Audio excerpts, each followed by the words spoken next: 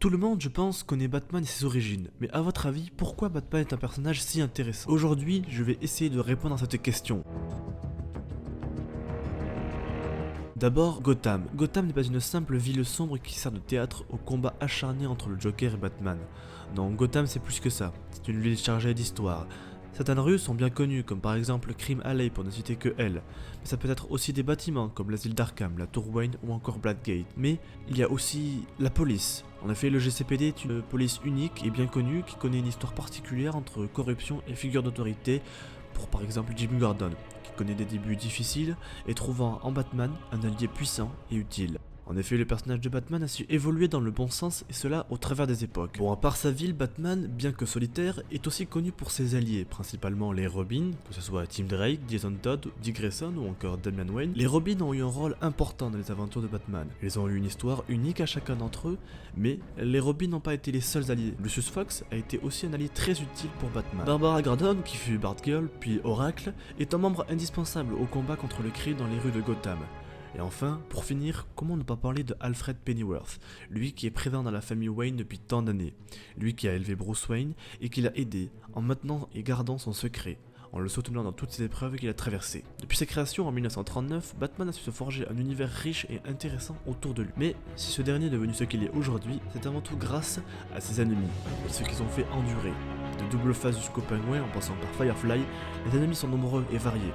Mais ça, j'en parlerai dans la deuxième partie de la vidéo. Je fais une courte pause dans la vidéo pour vous dire plusieurs choses. D'abord, la chaîne de Naïm, membre de la Comics League, a fait une vidéo sur Batman en rapport avec le thème de la vidéo que je parle aujourd'hui. Donc, je vous conseille d'aller y jeter un coup d'œil, ça serait sympa.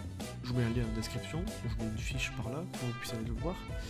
Ensuite, peut-être que tout le monde n'est pas au courant, la Comics League, qu'est-ce que c'est? C'est plusieurs personnes, un groupe de personnes de passionnés de comics qui parlent sous forme de vidéos, sous différents médias, du coup des comics.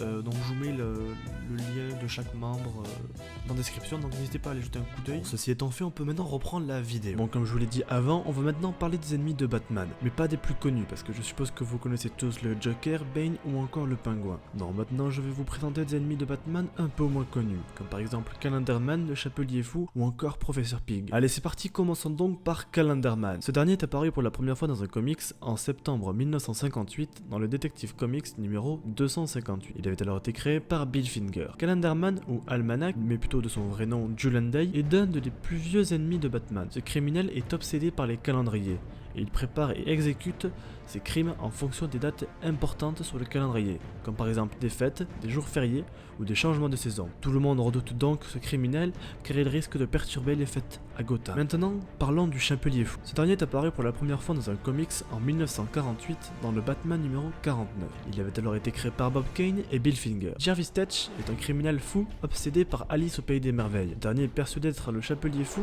décrit par Lewis Carroll. Il entreprend alors d'enlever des jeunes filles qui ressemblent physiquement à Alice pour pouvoir boire le café avec elle. Il développera par la suite des chapeaux avec des ondes électromagnétiques capables de contrôler les personnes portant le chapeau. Tous les crimes réalisés par Jarvis sont inspirés de près ou de loin des histoires de Lewis Carroll. Ensuite et enfin, Professeur Pig. Ce dernier est apparu pour la première fois dans un comics en 2007 dans le Batman numéro 666.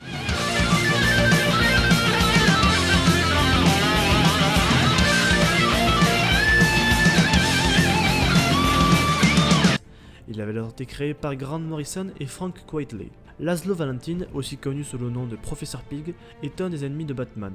C'est un schizophrène obsédé par le fait de rendre les gens parfaits, par le biais d'une transformation faisant d'eux des dolotrons, des véritables poupées humaines victimes de lavage de cerveau.